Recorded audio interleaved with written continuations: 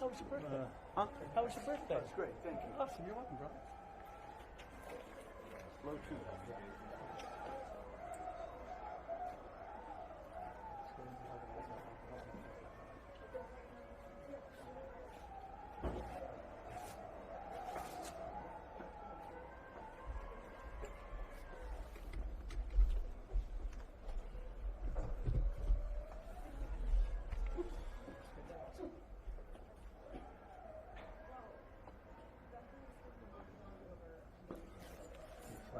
Yeah. Should we let the hat on swelling first, just so he doesn't get freaked out? What's that? So he doesn't get freaked out if we go all the way to the side? Okay. I think that makes sense. No, I don't think. I think you'll. Okay. Yeah. So, are you going to push out some that way I can get the questions as well? Yeah, I'll push out as much as I Yeah. As much as you ask. I got you. Thank you. you just tell me to move if you're not. If you don't have a good angle, tell me to go. Okay.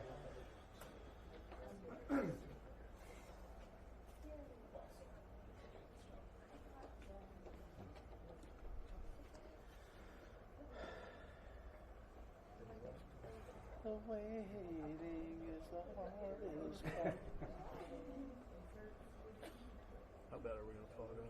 Huh? How bad are we going to fog up?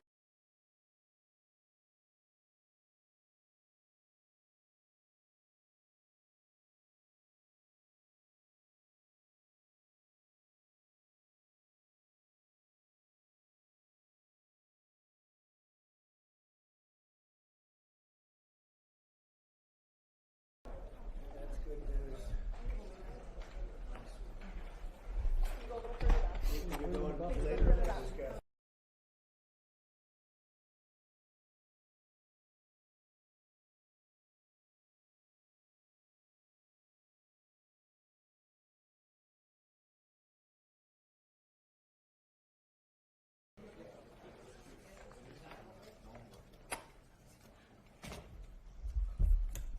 Thank you very much, everybody. Been a little busy day, right? We had a good morning, and now we're having a good evening, and we're going to a premiere in a little while. But there's nothing more important than what we're doing right now, in my opinion. Today I'm signing a historic executive order to combat the scourge of addiction and substance abuse. Big deal in this country and probably in every country. We're calling it the Great American Recovery Initiative. I'm grateful to be joined by co-chairs of this sweeping new effort, Secretary of Health and Human Services, Robert F. Kennedy Jr., and Senior Advisor to the White House Great American Recovery Initiative, Catherine Burgum. Thank you both very much. Thank you, Catherine. Thank you, sir. Thank you. Where's Bobby? Bobby. Hello, Bobby. Come here, give me a hand. I love Bobby. You're doing a great job, Catherine. All right? Do we think so? Who's doing a better job, him or your husband? maybe the husband. He's doing a good job. I'm just getting started, sir. They're both doing very well, and now you're going to do better than both of them. Thanks as well to Attorney General Pam Bondi, Secretary Doug Burgum, Secretary Scott Turner, Secretary Doug Collins, Special Envoy Steve Witkoff, who's got some pretty good news, Chief of Staff Susie Wiles, FDA Commissioner Dr. Marty McCary, NIH Director Dr. Jay Bhattacharya. Oh, I've gotten good at that, Jay. Administrator of the Centers for Medicare and Medicaid Services, Dr. Mehmet Oz, who's doing a fantastic job, and Director of the Office of National Drug Control Policy, Sarah Carter. I also want to introduce a great friend of mine who happened to be here, and he's very much committed to this. He knows how important it is for our country. He's built a tremendous American company. It's called WeatherTech. I guess you've seen the ads. I've seen the ads. I think they're great ads, but more importantly, it's a great product. David McNeil. David, congratulations on what you've done. It's incredible. Thank you, Mr. President. Thank you. Really great. And the president of WeatherTech, Ryan Granger. Ryan, congratulations. What a great job. They built an American company, and it's a thriving company, too, so with a great product. great to be here in America. You know, when I was in the private sector, I'd always buy the floor mats, but now that I'm president, I no longer have to buy floor mats. But you made a great floor mat, and you still do, and lots of other things. Many of those with me today have personally known the heartache of a loved one taken by drug or alcohol addiction. I do. Just like millions of American families, every year we lose an estimated 300,000 people to drug and alcohol abuse, and the real number is probably much, much higher than that. Thankfully, drug overdose deaths plummeted by 21% in the last year. We're working very hard on it. We've closed the southern border, seized over 47 million fentanyl pills and 10,000 pounds of fentanyl powder. That's a record, and I have formally designated Dr. And I'll tell you what, we have a group of doctors, some of them behind me, who have just been incredible, and they've really wanted this, designated the drug cartels as foreign terrorist organizations.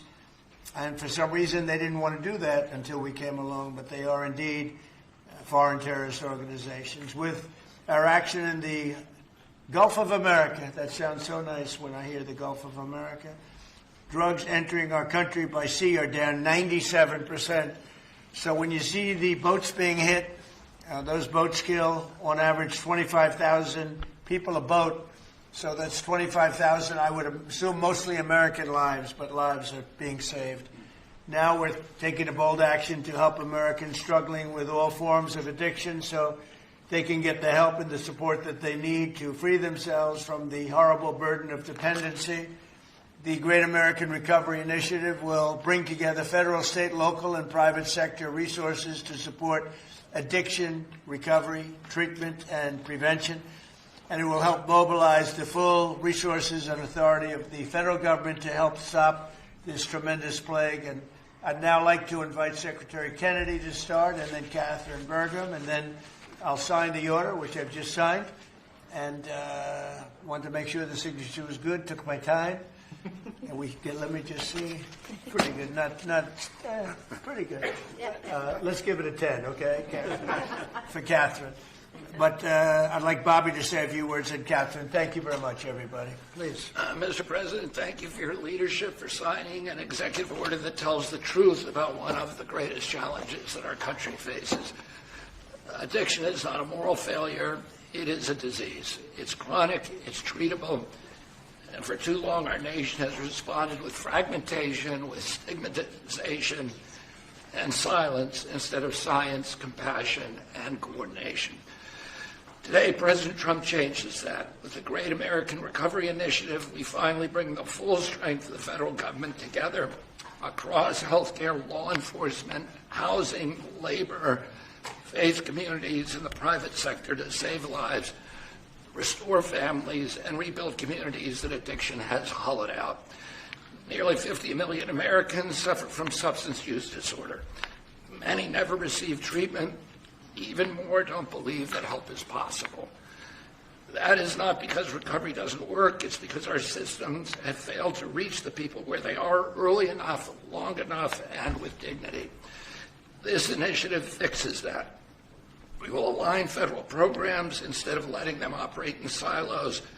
We will set clear, measurable goals and report honestly to the American people. We will use evidence-based care, modern science, and continuous support, just as we do for heart disease, diabetes, and other chronic illnesses. We will focus on prevention before addiction takes hold. We will intervene early. We will expand access to treatment that leads to real long-term recovery. And we will support re-entry because recovery does not end when treatment ends. It succeeds when people return to their families, their jobs, and their communities with purpose and with hope. As co-chair of this initiative alongside of Catherine Burgum, whose leadership and commitment strengthens this work, I pledge urgency, accountability, and honesty. Catherine and I share the experience of having been addicted and long-term recovery. But almost everybody in this room and almost everybody in our country has been touched by addiction. Steve Witkoff, who's here, had an extraordinary son, Andrew, who was a superstar boy, a straight A student, an athlete, and a family and a wonderful leader, and lost that son to addiction. President Trump has talked about his own family's struggle with addiction. All of us are touched. If it touches these people, it can hurt every American. And President Trump has often talked about, with compassion, about the families who lose children to this disease. 100,000 children a year until recently. Now it's about 76,000. Those families are devastated forever. And the cost on it to our country, not only in dollars, but in just the malaise and the despair that it imposes, is incalculable. We are going to listen to states, localities, frontline providers, and tribal nations. We will partner with communities and faith-based organizations. We will work with employers, clinicians, and recovery leaders who know what works on the ground. President Trump has already acted decisively, securing the border against deadly drugs, signing the Halt Fentanyl Act, strengthening treatment programs, expanding access to naloxone, medication-assisted treatments, and investing billions in prevention and recovery. This executive order builds on that record and accelerates it. Recovery is not a side issue, it's an economic issue, a workforce issue, a family issue, a national security issue. When Americans recover, communities grow stronger. When families heal, children thrive. And when we confront addiction with courage instead of complacency, we reclaim the promise of our country. This initiative is about life, it's about responsibility, and it's about building a great American recovery together. With this executive order and with major announcements that I will announce next week, we are taking decisive action to make America healthy again. Thank you. Thank you, Bobby, and great job. And you're doing a fantastic job. He's doing a fantastic job. And I saw his wife yesterday, and she confirmed that he's doing a fantastic job. So she's on your side. You know that, which is great. And Oz, thank you for being here. We appreciate it. Catherine, please, go ahead. Thank you, Mr. President. Thank you so much. Your leadership today, relative to this announcement about the Great American Recovery, is a gift to all Americans who are suffering from the brain disease of addiction. And I also want to thank First Lady Melania Trump for her leadership during your first administration, and now the work she's doing championing youth and children, especially related to foster care, where early trauma and instability are often consequences of the disease of addiction. Addictions touch this administration in real and profound ways. President Trump, you've openly spoke about your brother Fred, whose struggle with addiction shaped your life and your understanding of this disease. And Susie Wiles carries the lived experience of her father, the late, great Pat Summerall, whose recovery journey became a source of hope for millions. Vice President Vance has shared his story of his mother's battle and recovery. And as Secretary Kennedy just said, he brings his own lived experience, proof that recovery is not theoretical, it is possible. These stories matter because they are not isolated. They reflect the reality of the over 190 million Americans, that's half our nation, who are impacted in some way by the disease of addiction. And I am one of them. I started drinking in high school, and I was a blackout drinker from the start. For 20 years I struggled, relapsing constantly starting over, constantly trying to stay sober and failing. I reached a point where I truly did not believe there was one single reason for me to keep living, and I was suicidal at the end of my drinking. One day I was out walking alone. I didn't have faith. I wasn't religious, but something in me said I should ask for help. And out loud to no one, because it was just me, I said, I don't know if anyone is there, but I need help. And that was the day I became sober. 15 years later, I found myself somehow standing in front of people as First Lady of North Dakota, thanks to him. But I was asking people to share their stories openly about addiction so we could eliminate the shame and stigma, so more people would reach out for help and more lives could be saved. And today I'm standing here in this incredibly beautiful Oval Office. And if not for the grace of God, I would not be alive today with over 23 years in recovery.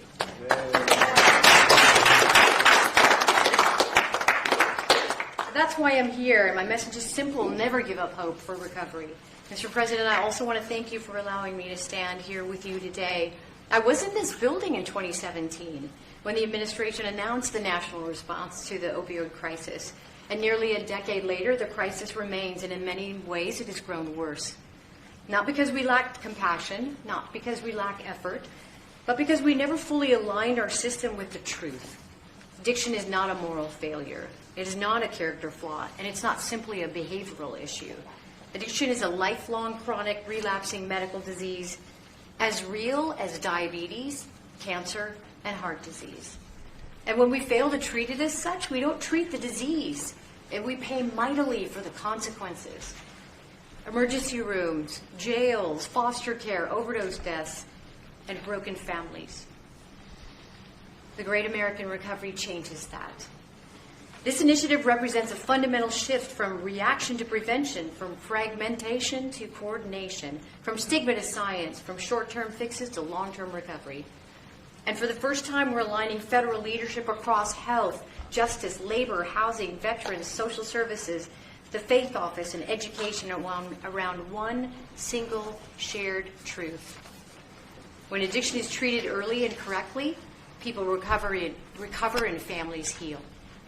Addiction is a generational disease, and if we don't treat it properly, it repeats from parent to child, from community to community. And when we treat it like a lifelong condition, the condition that it is, we stop that cycle. We save lives, we restore families, we rebuild communities, we return people to dignity, purpose, and productivity. Mr. President, thank you for seeing this moment clearly. With your leadership and the Great American Recovery Initiative, we're establishing a new framework and a new national response to the disease of addiction, including treatment and care that parallels other chronic diseases. With this framework and treatment, recovery is not the exception, it is the expectation. Thank you. Thank you, Dominic.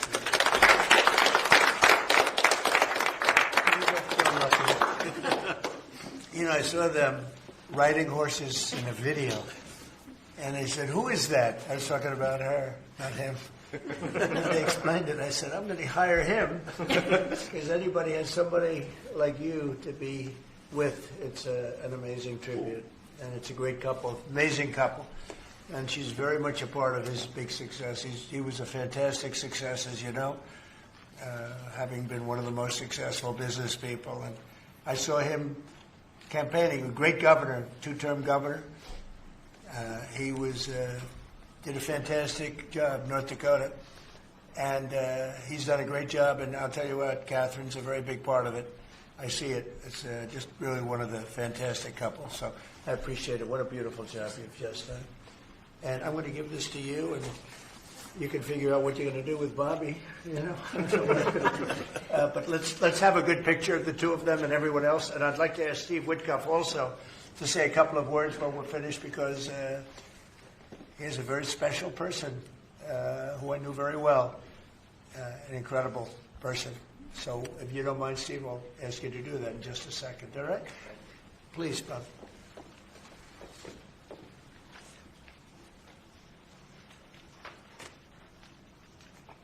Okay. Thank you very much. Thank you very much. Thank you. Great job. Steve, please. The President is doing the same thing to me now that he did to me in 2017. Do you remember, Catherine? Yeah, we were sitting next to each other. Yeah. Yes. So I want to tell the story about this. So I came to the opioid conference, and the President did not know I was coming because I was invited by the First Lady. And he leaned over, saw me in the aisle, and he looked at me and he said, "Steve," and then he realized why I was there, because I had lost my son Andrew, and the President was an incredible friend when I lost him. I lived in his building at 502 Park Avenue, and I remember when him and the First Lady came, and I talked about this all the time. And so he took my hand, and he said to me, "Come on up to the stage and tell the world about your boy Andrew." And of course, that was, something that was really meaningful to me, but and I got through it. And I talk about it all the time. I talked about it on the campaign trail and so forth. He is a very special man. And he's begun and led the fight against opioid addiction and alcoholism. And Catherine, I feel like we sort of bonded from that day. And it's just my blessing to work for you, sir. He's a special guy.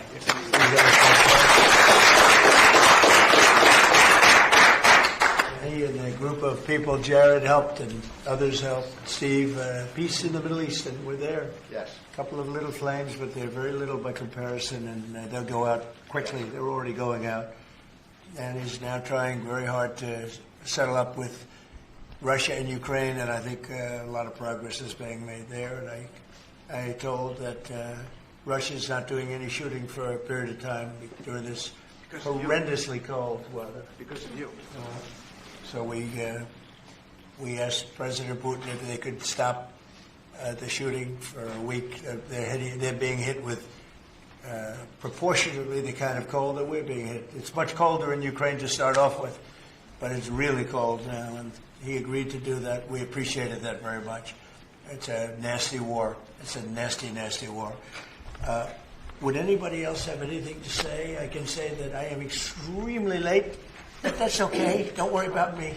Would anyone else have anything to say? Doug, you're doing a fantastic job, and we appreciate it. Marty, you are really something special. Everyone's talking about you. Every time, if I don't mention Marty, Bobby always mentions it. So we have a great team. Jay, great. Marty, great. Do you guys want to say something? Thank you. Thank you. Well, historically, with addiction, the entire society has always been reactionary. And that's been the story of healthcare. But at the FDA, we are looking into incredible cutting-edge therapeutics, and we are being proactive, giving them vouchers when we see something that's promising to get an approval as quick as weeks in an era of a 10 to 12-year approval time. And the ultimate therapeutic is community, houses of worship, addressing loneliness. And so that's part of the MAHA agenda, thanks to Bobby's. Thank you, Mr. President. Thank you very much. Thank you. Jay? Mr. President, in 2018, you launched the HEAL initiative, something to end addiction long-term at the NIH. It's paid fruit. It's yielded fruit. The ingenuity of small business has developed products that can deal with pain without opioids. The naloxone, which saves lives, right. That was the fruit of NIH. And for the kinds of investments that are your administration that you made starting from the first Trump term to now will continue to pay dividends. The kind of research that the NIH is doing will help turn the tide, make people's lives so much better, restore families. All of the addiction that we've seen, 80,000 deaths we saw, the huge spike in addiction deaths during the first Biden term is going to be a thing of the past, and I'm so proud to be part of it. And from us, some great things happening, right? Yeah. Marty, it's great, really great things happening, I hear. And some pretty big announcements over a short period of time, right? Yep. Moving drugs over the counter so you don't need a prescription. Yeah, right. Naloxone, which treats opioid, is one of those drugs. And we're being proactive with synthetic 7-OH, a new opioid that's showing up, and we're working with the DOJ on addressing that because chemists are coming up with new opioids faster than the government has been able to keep up. We're going proactive on these new chemicals. That's great. No, I hear fantastic things. Thank you all very much. We really appreciate it a lot. Thank you, Oz. He's doing a fantastic job. Thank you all very much. I appreciate it. Thank you, please. Thank you. Mr. President, can you respond to the new Fox poll that says people think ICE's tactics are too aggressive? Photographers, reporters, we're done. Thank you. Cameras, we're going. Thank you, press. Thank you, guys. Thank you. Thank you, guys. Thank you. Are we going to flip for this, or what are we going to do? Oh, sorry. Did you really? Did you guys get a good picture? Anybody?